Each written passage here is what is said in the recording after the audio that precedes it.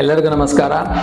ಇವತ್ತು transplantation results ಬಗ್ಗೆ ಒಂದು ಚಾಲೆಂಜಿಂಗ್ ಕೇಸ್ ಬಗ್ಗೆ ವಿಡಿಯೋ ಮಾಡೋಣ ಅಂತ ಮಾಡಿದ್ವಿ. ಇದು ಏನಕ್ಕೆ ಚಾಲೆಂಜಿಂಗ್, ಇದಕ್ಕೂ ಈ ಪೇಷಂಟ್ಗೆ ಯಾವ ಥರ ನಾವು ಪ್ಲಾನ್ ಡಿಸೈನ್ ಮಾಡಿದ್ವಿ, ಯಾವ ಥರ ರಿಸಲ್ಟ್ಸ್ ಅಚೀವ್ ಮಾಡಿದ್ವಿ ಅಂತ ನಾವು ಡೀಟೇಲ್ಸ್ ಆಗಿ ಈ ವಿಡಿಯೋದಲ್ಲಿ ನೋಡೋಣ. Kindly watch the video until end.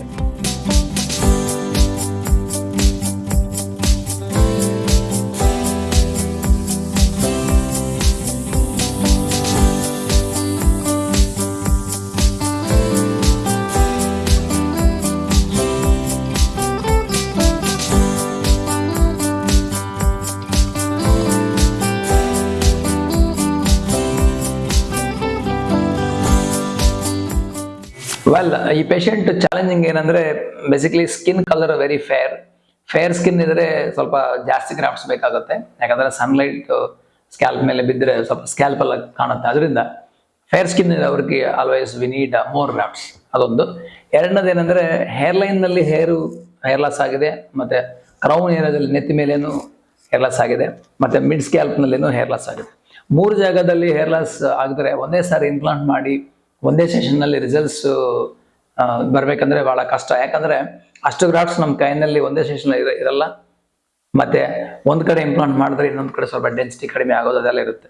ಅದರಿಂದ ಈ ತರ ಪೇಷಂಟ್ಗಳಿಗೆ ಪ್ರೊವೈಡೆಡ್ ಅಂದ್ರೆ ಅವರಿಗೆ ಒಳ್ಳೆ ಡೋನರ್ ಅಂದ್ರೆ ಬ್ಯಾಕ್ ಸೈಡ್ ಒಳ್ಳೆ ಹೇರ್ ಇದ್ರೆ ಡೆಫಿನೆಟ್ಲಿ ಒಳ್ಳೆ ಸ್ಮಾರ್ಟ್ ಪ್ಲಾನ್ ಮಾಡಿಬಿಟ್ಟು, ಅಂದ್ರೆ ಸ್ವಲ್ಪ ಹೈಯರ್ ಹೇರ್ಲೈನ್ ತಗೊಂಡು ಹೇರ್ಲೈನ್ ನಲ್ಲಿ ಎಷ್ಟು ಗ್ರಾಫ್ಟ್ಸ್ ಇಂಪ್ಲಾಂಟ್ ಮಾಡಬೇಕು, ಏನ್ ಆಂಗ್ಯುಲೇಷನ್ ನಲ್ಲಿ ಇಂಪ್ಲಾಂಟ್ ಮಾಡಬೇಕು, ಮತ್ತೆ ಮಧ್ಯ ಸ್ಕ್ಯಾಲ್ಪ್ ನಲ್ಲಿ ಯಾವ ತರಹ ಗ್ರಾಫ್ಟ್ಸ್ ಹಾಕಬೇಕು, ಎಷ್ಟು ಪರ್ಸೆಂಟೇಜ್ ಆಗಬೇಕಲ್ಲಿ, ಮತ್ತೆ ಕ್ರೌನ್ ನಲ್ಲಿ ಎಷ್ಟು ಡೆನ್ಸಿಟಿ ಆಗಬೇಕು, ಆಂಗ್ಯುಲೇಷನ್ಸ್.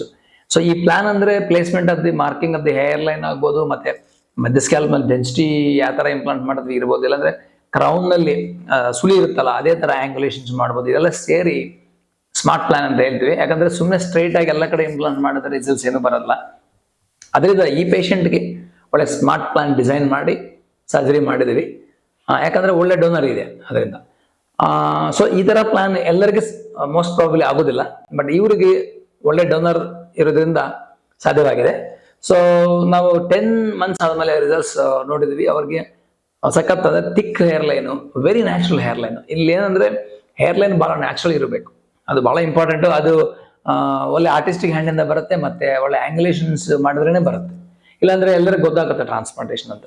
ಸೊ ಈ ಪೇಷಂಟ್ಗೆ ಡೆನ್ಸಿಟಿ ಆಗಲಿ ನ್ಯಾಚುರಲ್ನೆಸ್ ಆಗಲಿ, ಮತ್ತೆ ಮಧ್ಯ ಸ್ಕ್ಯಾಲ್ಪ್ ನಲ್ಲಿ ಡೆನ್ಸಿಟಿ ನೋಡಿ, ಮತ್ತೆ ಕ್ರೌನ್ ನಲ್ಲಿ ಎಕ್ಸಲೆಂಟ್ ಡೆನ್ಸಿಟಿ ಒಂದೇ ಸಾರಿ ಬಂದಿದೆ. ಆದ್ರೆ ಇಲ್ಲಿ ನೋಟ್ ಮಾಡೋ ಅಂಶ ಏನಂದ್ರೆ ಇಂಪಾರ್ಟೆಂಟ್ ಪಾಯಿಂಟ್ ಏನ್ ನೋಟ್ ಮಾಡ್ಬೇಕಂದ್ರೆ, ಈ ತರ ರಿಸಲ್ಟ್ಸ್ ಮೋಸ್ಟ್ ಪ್ರಾಬಬಲಿ ಒಂದೇ ಸೆಷನ್ ನಲ್ಲಿ ಎಲ್ಲರಿಗೂ ಆಗೋದಿಲ್ಲ. ಅದೊಂದು ಯಾಕಂದ್ರೆ ಡಿಪೆಂಡ್ಸ್ ಆನ್ ಸ್ಕ್ಯಾಲ್ಪ್ ಸೈಜು ಮತ್ತೆ ಡೋನರ್ ಮೇಲೆ ಡಿಪೆಂಡ್ ಆಗುತ್ತೆ. ಅದನ್ನ ಇಂಪಾರ್ಟೆಂಟ್ ನೋಟು. ಇಲ್ಲ ಅಂದ್ರೆ ಆ ತರ ಪೇಷಂಟ್ಗೆ ಇನ್ನೊಂದು ಸರಿ ಸೆಕೆಂಡ್ ಸೆಷನ್ ಮಾಡಬೇಕಾಗುತ್ತೆ. ಸೊ ಈ ಪೇಷಂಟ್ ನಲ್ಲಿ because of having A best donor, ಅದರಿಂದ ಒಳ್ಳೆ ಸ್ಮಾರ್ಟ್ ಪ್ಲಾನ್ ಮಾಡೋದ್ರಿಂದ, ಒಳ್ಳೆ ಸರ್ಜನ್ಸ್ ಮತ್ತೆ ಇರೋದ್ರಿಂದ ನೀಟಾಗಿ ಮಾಡಿ ಒಂದೇ ಸೆಷನ್ ನಲ್ಲಿ ಈ ತರ ರಿಸಲ್ಟ್ಸ್ ಬಂದಿದೆ.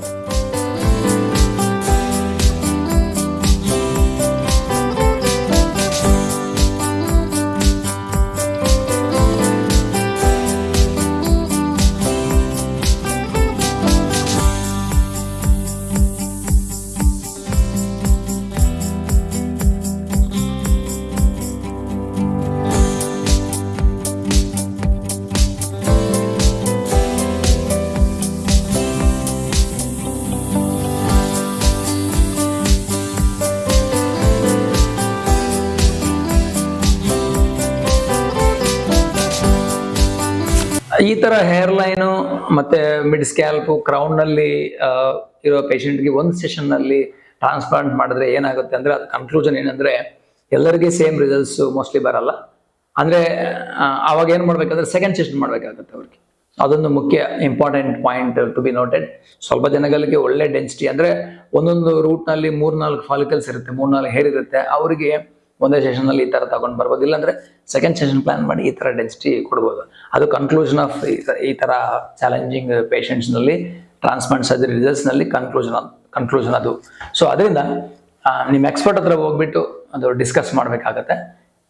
ಸೊ ಈ ತರ ಚಾಲೆಂಜಿಂಗ್ ಕೇಸ್ ನಲ್ಲಿ ನಾವು ರಿಸಲ್ಟ್ಸ್ ಮಾಡಿದ್ರೆ ಯಾವ ತರ ಬರುತ್ತೆ ಅಂತ ಒಂದು ಎಕ್ಸಾಂಪಲ್ಗಾಗಿ ಈ ವಿಡಿಯೋ ಮಾಡಲಾಗಿದೆ. Thank you.